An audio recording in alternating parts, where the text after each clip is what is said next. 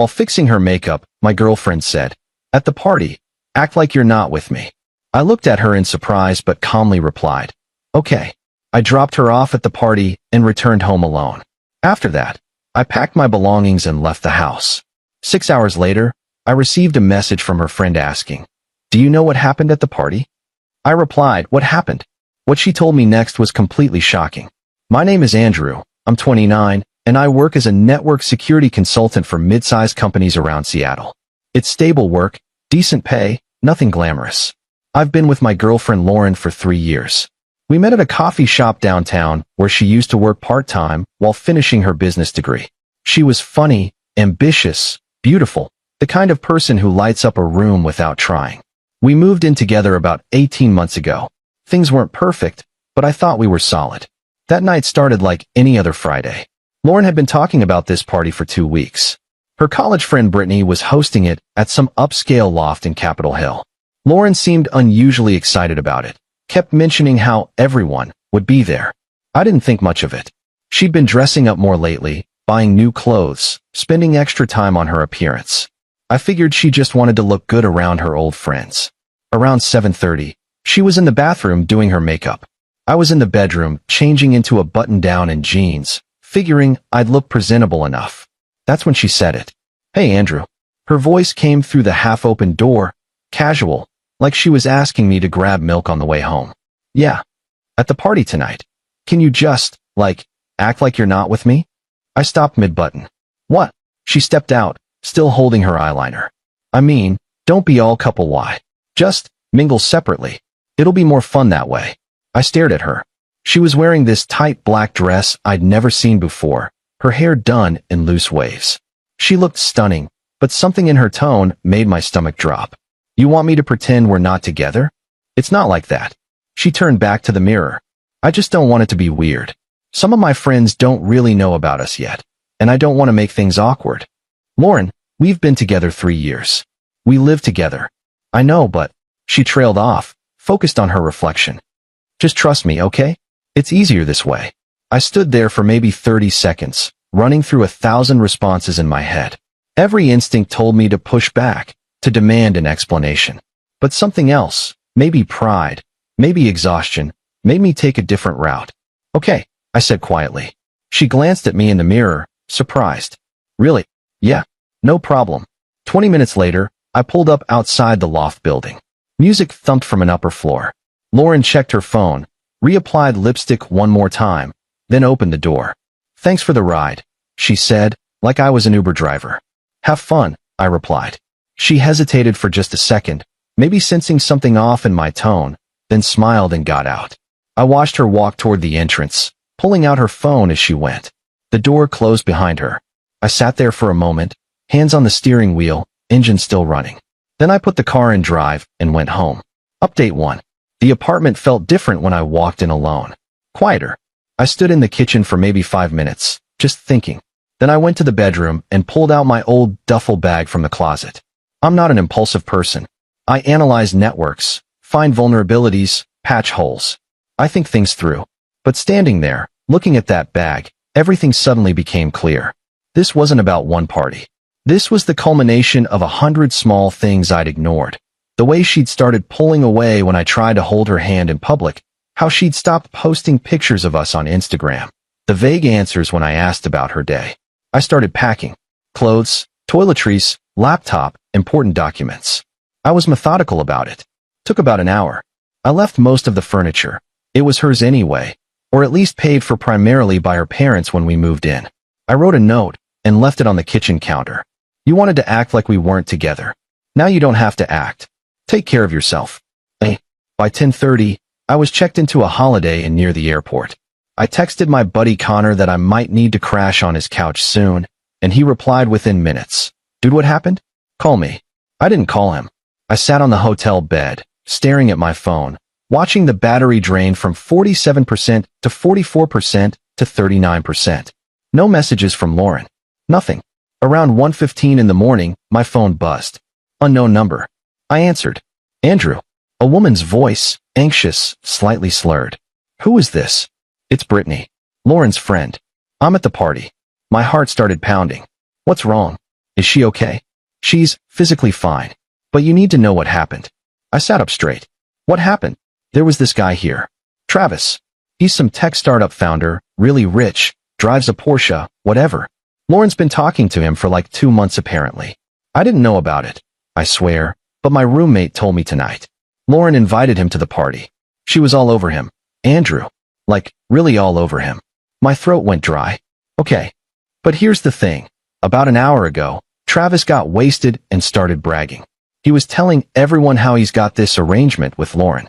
How she's basically auditioning to be his girlfriend because he told her he needs someone low maintenance and fun who won't cramp his lifestyle.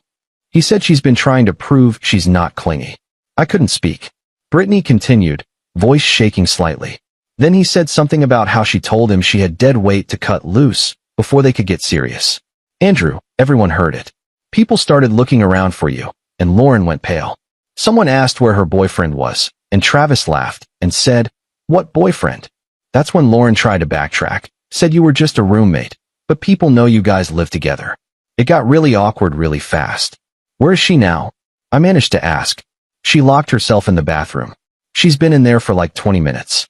She keeps texting someone, probably you. I thought you should know what kind of person she was being tonight. Thanks, Brittany. I'm sorry, Andrew. I really am. She hung up. I looked at my phone. Still nothing from Lauren. I turned it off and went to sleep. Update 2. Saturday morning, I woke up to 17 missed calls and 32 text messages. I turned my phone back on around 7. Most were from Lauren, starting around 1:45 a.m. and continuing until 5:30. Where are you? Andrew, this isn't funny. Answer your phone. I came home and your stuff is gone. What the hell? Did you really leave? Over nothing. You're being so immature right now. Call me back. We need to talk about this. The messages got progressively more desperate, then angry, then desperate again. The last one, sent at 5:28 a.m., just said, "Please." There were also 3 messages from her mother, 2 from her sister, and 1 from Connor saying, "Lauren showed up here at 6 a.m. crying. I didn't let her in. Told her, I don't know where you are. Want me to keep it that way?" I replied to Connor, "Yeah, thanks man." Then I blocked Lauren's number. Blocked her on Instagram, Facebook, everything. I spent that day apartment hunting online. By Sunday afternoon, I'd signed a lease on a small 1-bedroom in Fremont. It was more expensive than I wanted, but available immediately. I moved in that evening with my duffel bag and an air mattress Connor lent me. Monday morning, I went to work like normal. My boss noticed I looked tired but didn't pry. I threw myself into a new project, configuring firewalls for a medical office. It felt good to have something concrete to focus on. Tuesday evening, Brittany called again. "I know you probably don't want to hear from anyone right now," she started. "But I thought you should know. Lauren's been telling people you left because you were controlling and jealous." I laughed, actually laughed. Of course she is. It's not landing the way she thinks. A lot of people saw how she was acting Friday night. Travis has apparently been avoiding her calls, by the way. Guess he's not interested in someone who got exposed as a liar in front of everyone.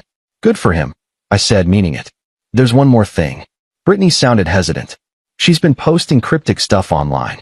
Stuff about toxic relationships and finally being free. Just be aware. I deleted social media. But thanks for the heads up. You're handling this really well, Brittany said quietly. Am I? I stared at my empty apartment. I don't know. I just feel numb. That's probably healthier than what she's doing. For what it's worth, I'm sorry I introduced you guys. Not your fault. You didn't know. After we hung up, I sat on my air mattress and let myself feel it all for the first time since Friday. The betrayal, the anger, the embarrassment. Then I ordered pizza and watched old episodes of The Office until I fell asleep.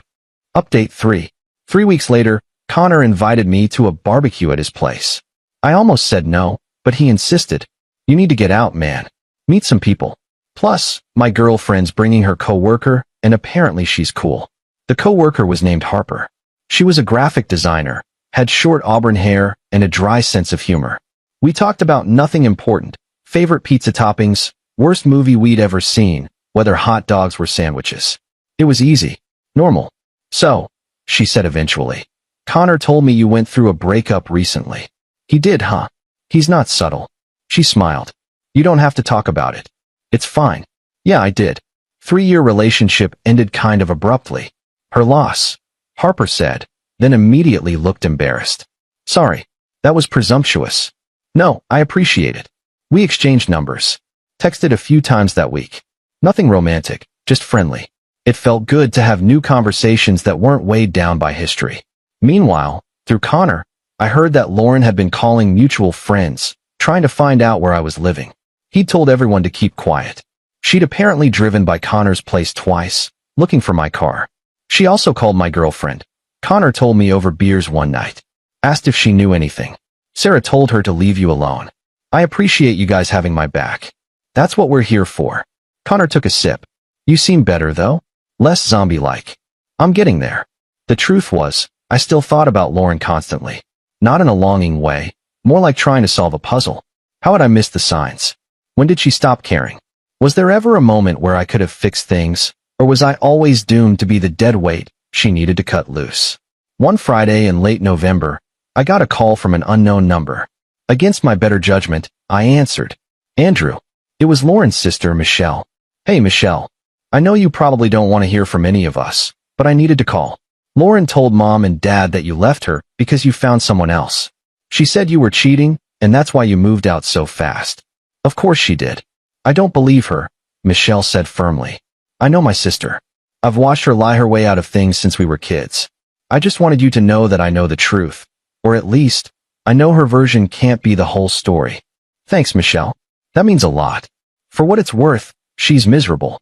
She won't admit it, but she is. She thought this Travis guy was going to swoop in and give her some glamorous life, and he ghosted her after that party. Now she's stuck with the apartment she can barely afford without your half of the rent, and everyone who was at that party knows what she did. I didn't feel triumphant hearing that. Just sad. I hope she figures things out. You're a better person than me. I hope she doesn't. Michelle paused. Take care of yourself, Andrew. You too. Final update. It's been 4 months now. I'm writing this from my apartment in Fremont. I bought a Real bed, got some furniture from IKEA, hung up a few posters. It's starting to feel like home. Harper and I have been on a few dates. Nothing serious yet, but we're taking our time. She knows the basic outline of what happened with Lauren, but I don't dwell on it. We have better things to talk about. I found out through Brittany, who's become a genuine friend through all this, that Lauren moved back in with her parents in January. She couldn't afford the apartment on her own, and her credit cards were maxed out from all the new clothes and lifestyle upgrades she'd bought while trying to impress Travis. She's working retail now, apparently.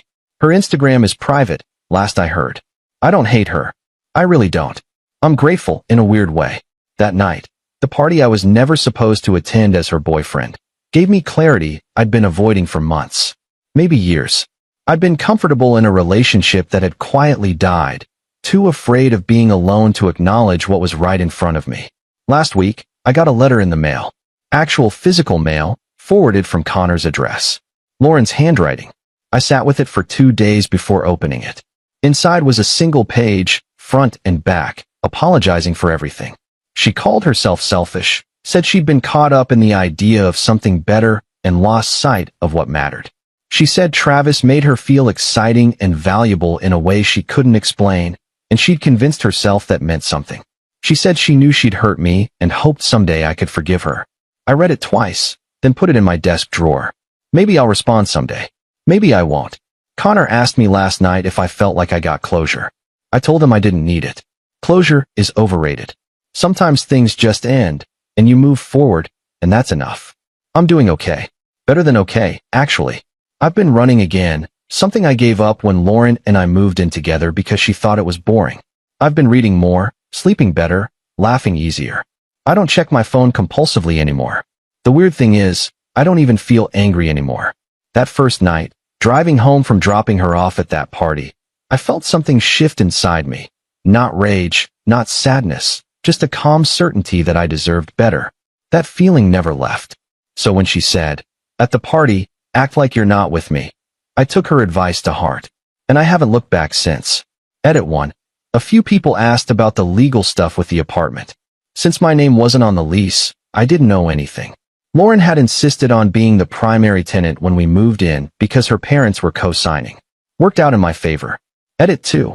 Yes, I kept the note I left on the counter. Took a picture of it before I left. Sometimes I look at it, and feel proud of myself for walking away when I did. Edit 3. Harper and I are still taking things slow, but it's good. Really good. She's patient with my trust issues and doesn't push. That's all I'll say about that for now.